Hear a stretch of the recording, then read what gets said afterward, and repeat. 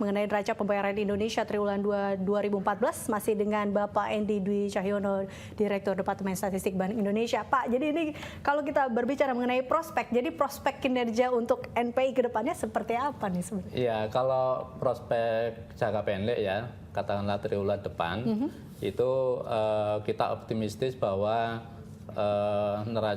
defisit di neraca transaksi berjalan itu akan semakin menurun, Mbak. Pertama, dari polanya memang Q3 itu selalu lebih rendah ya. Yang kedua juga faktor ekspor tembaga oleh Freeport yang kemarin sudah disetujui pemerintah itu tentu juga akan membuat defisit di transaksi berjalan juga semakin menurun gitu ya. Nah, itu. Kemudian perbaikan di ekspor impor ini juga didukung dengan perbaikan juga di defisit neraca jasanya itu biasanya juga akan menurun, dan kemudian di pendapatan baik yang primer maupun sekunder itu biasanya memang lebih baik. Seperti itu Mbak. Kemudian ke depan Bank Indonesia sebagaimana sudah disampaikan berkali-kali oleh Dewan Gubernur, kita komit bahwa kebijakan BI ke depan itu tetap diarahkan untuk menjaga inflasi pada sasaran dan juga menurunkan defisit transaksi berjalan ke level yang lebih sehat ya, sekitar 2,5% dari PDB. Kita ke depan akan ke sana ya. Tentunya ini harus didukung oleh semua pihak ya. Terutama dari sisi migasnya ini juga perlu upaya-upaya untuk menurunkan defisit di sektor migas ini, Mbak. Dengan menaikkan harga BBM domestik, kemudian memperbaiki transportasi publik, kemudian mendorong penggunaan energi yang lebih yang diproduksi oleh domestik gitu ya, yang tidak impor seperti batu bara, kemudian gas atau energi yang terbarukan. Dengan kebijakan itu mudah-mudahan ke depan neraca pembayaran kita akan lebih baik. Lebih baik ya, oke, baik. Dengan tentunya kita harapkan itu terjadi ya Pak ya. Betul, nah Pak. Ini kita beralih ke BPM 6 ya. Ini akhirnya Bank Indonesia telah menerapkan BPM 6. Nah ini mungkin diinformasikan sepertinya apa itu BPM 6 dan kenapa sih kita akhirnya Indonesia harus menerapkan itu? Iya, jadi gini, pencatatan neraca pembayaran itu ada standarisasi secara internasional, Mbak. Itu yang disebut BPM ya, Balance of Payments Manual. Nah, sekarang itu BPM itu sudah berseri, yang terakhir itu seri 6. Ini dikeluarkan oleh IMF ya, dan itu menjadi acuan bagi semua negara untuk menerbitkan neraca pembayarannya. Jadi di situ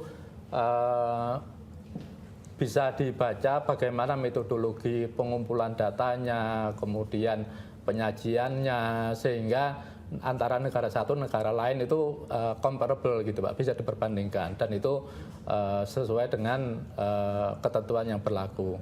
Nah, kita Bank Indonesia bersama dengan negara-negara G20 itu memang sudah komit untuk menerapkan BPM 6 ini mulai tahun 2014. Dan alhamdulillah kemarin kita sudah beralih ke BPM 6, kita menerbitkan NPI versi BPM 6 itu mulai dari backcasting 2010 Mbak, triwulanan sampai Q2 2014. Nah, selama 2010 sampai Q2 2014 kita menerbitkan dua-duanya ya, versi BPM 5 dan versi BPM 6. Tetapi setelah itu ke depannya kita kemudian terus menjadi BPM 6. Nah, ini kira-kira ada dampaknya nggak sih Pak untuk ke NPI ataupun mungkin ke posisi investasi internasional Indonesia gitu? Kalau dari besarannya enggak ya, karena dari defisit transaksi berjalan itu masih tetap sama, kemudian di transaksi modal dan finansialnya juga masih sama, hanya beberapa komponennya memang sedikit agak berbeda. Nah ini karena memang di ketentuan BPM 6 ada beberapa perubahan, terutama di ekspor impor itu terkait dengan goods for processing dan goods for repair. Jadi goods for processing ini misalnya Mbak ya, kalau ada perusahaan fashion misalnya di Singapura gitu ya, dia bikin baju kemudian itu dijahitkan di Indonesia gitu kan, di Batam biasanya kan. Nah, kalau sebelumnya di BPM 5 pada waktu mereka ngirim barangnya itu diimpor. impor, kemudian dijahit, setelah selesai dikirim balik, kemudian diekspor. Nah, ini menurut konsep itu salah gitu loh, karena kan tidak terjadi kepemilikan. Barangnya tetap pemiliknya tetap punyanya Singapura, kita hanya menjahit saja, sehingga itu tidak tepat kalau dianggap sebagai ekspor dan impor gitu. Kita hanya mencatat jasa untuk penjahitan, sehingga itu kemudian dialihkan dari barang ke jasa, sehingga ekspor dan impornya itu menjadi lebih rendah karena itu tidak dihitung lagi gitu. Nah, itu termasuk juga tadi yang goods for processing, goods for repairing juga seperti itu. Itu kalau goods for repairing itu misalnya SQ ya, perusahaan Singapore Airlines menservis pesawatnya ke domestik gitu ya, itu juga perlakuannya sama. Nah, sehingga di komponen ekspor impornya berubah, tetapi di defisit transaksi berjalannya itu tidak mengalami perubahan. Iya, itu contohnya. Nah, ini kalau kita lihat kira-kira kapan Pak rencana mungkin implementasi akhirnya BPM6 ini pada statistik posisi investasi internasional Indonesia ini? Iya, kalau PII ini kan kelengkapan dari NPI ya. Jadi kalau neraca pembayaran itu mencatat transaksi antara penduduk dengan bukan penduduk gitu ya. Jadi transaksinya, maka PII ini mencatatkan posisi, Pak. Jadi PII itu singkatan dari posisi investasi internasional Indonesia. Jadi di situ kita mencatat posisi aset kita maupun liabilities kita. Posisi aset di awal, aset di akhir. Nah, kemudian di tengahnya itu ada dua aspek ya, transaksi sama other changes atau perubahan yang disebabkan oleh kurs dan harga. Jadi misalnya gini Mbak, katakanlah saya punya aset ya, katakanlah memiliki saham Microsoft di luar negeri ya, itu bisa berubah, posisi saya bisa berubah, bisa nambah kalau saya beli. Nah itu transaksi gitu kan. Tetapi dia juga bisa berubah kalau harganya berubah. Harga sahamnya di luar negeri kan naik turun. Nah, pada saat itu harganya berubah, maka nilai aset saya juga berubah gitu kan. Nah, seperti atau dari kurs. Kurs juga bisa karena misalnya saya punya utang luar negeri dalam Japanese yen gitu ya.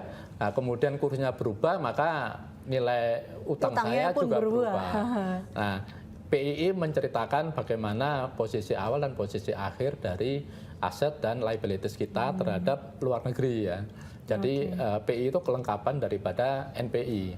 Nah, kita rencananya mulai di bulan September itu kita akan menerbitkan PII triwulanan. Jadi selama ini kita menerbitkan PII tahunan ya, mulai 2010, 2011, 2012. Kemudian nanti di bulan September kita akan menerbitkan PII 2013 yang tahunan, dan kemudian mulai yang triwulanannya Q1, Q2 nanti kita akan terbitkan, dan itu sampai seterusnya nanti kita akan menerbitkan PII yang triwulanannya. Berarti terus akan ada penerbitan-penerbitan baru ya? Betul, itu melengkapi penerbitan neraca pembayaran, dan dua-duanya sudah menggunakan BPM6. Jadi semakin komplit saya nih NPI kita. Betul. Sehingga masyarakat bisa memberikan gambarannya lebih lengkap.